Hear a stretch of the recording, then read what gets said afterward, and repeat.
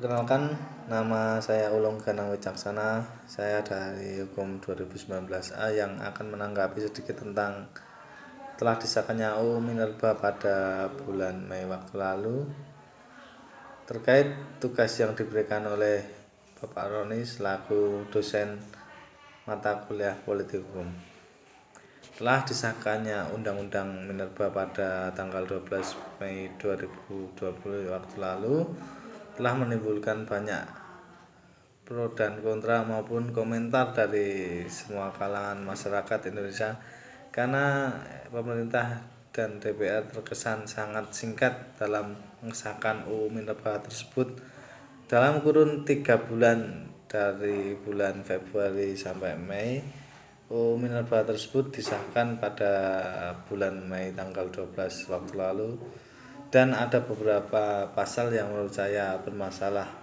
Salah satunya mengenai jaminan perpanjangan kontrak karya atau perjanjian karya pengusaha pertambangan batu bara atau yang disingkat PKP2B tanpa pelelangan. Hal tersebut diatur dalam pasal 169A yang berbunyi, perpanjangan otomatis bagi pemegang izin PKB2B tanpa pengurangan luas wilayah dan merupakan fasilitas yang ditunggu-tunggu oleh beberapa perusahaan raksasa.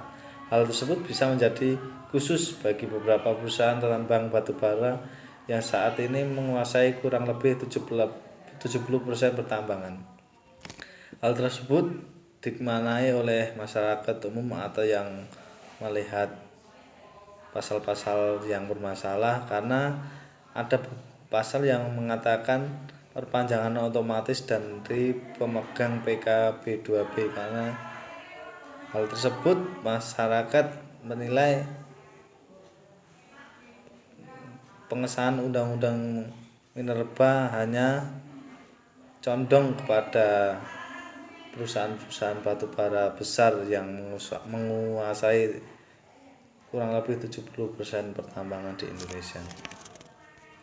Dalam hal ini mereka ingin memastikan atau mendapatkan kepastian bisa menguasai kembali tambang dalam kurun waktu 10-20 tahun mendatang.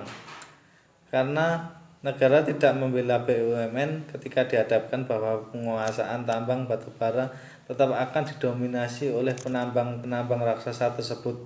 Padahal di sini ada peluang buat negara untuk menguasai kembali melalui BUMN tersebut.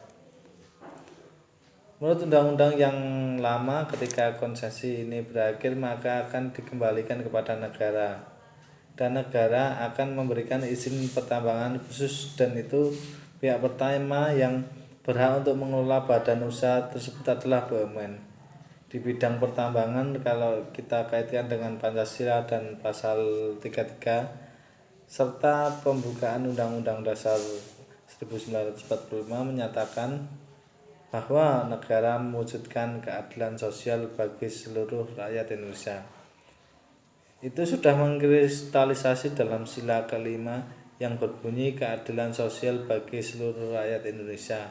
Kemudian pasal 33 menyatakan bahwa bumi, air, dan kekayaan lainnya dikuasai oleh negara dan digunakan sebesar-besarnya untuk kemakmuran rakyat. Kemudian cabang-cabang yang penting bagi negara dan yang menguasai hajat hidup orang banyak dikuasai oleh negara. Padahal substansinya rancangan undang-undang tersebut dinilai bermasalah karena tidak memberikan hak yang cukup bagi masyarakat. Terdapat kegiatan usaha pertambangan dianggap hanya kepentingan pelaku industri batubara tanpa memperhatikan dampak terhadap lingkungan serta masyarakat di daerah penambangan. Hal tersebut yang secara gamblang disorot karena pemerintah sangat condong dengan pengusaha batubara atau penambang batubara yang besar dan raksasa tersebut. Untuk itu masyarakat kecil seperti orang-orang yang terdampak pada lokasi pertambangan tersebut tidak diperhatikan dampak lingkungan maupun masyarakat di daerah tersebut. Penghapusan serta pengubahan pasar hanya berkaitan dengan kewenangan dan pengusahaan perizinan, namun tidak mengakomodasi kepentingan dari dampak industri pertambangan dan kepentingan rakyat di daerah petambang yang tidak diperhatikan. Hal tersebut banyak menuai pro kontra karena masyarakat yang berada di sekitar lokasi tambang tidak diperhatikan oleh pemerintah untuk dimasukkan dalam pasal-pasal yang ada di Minerba tersebut. Terima kasih.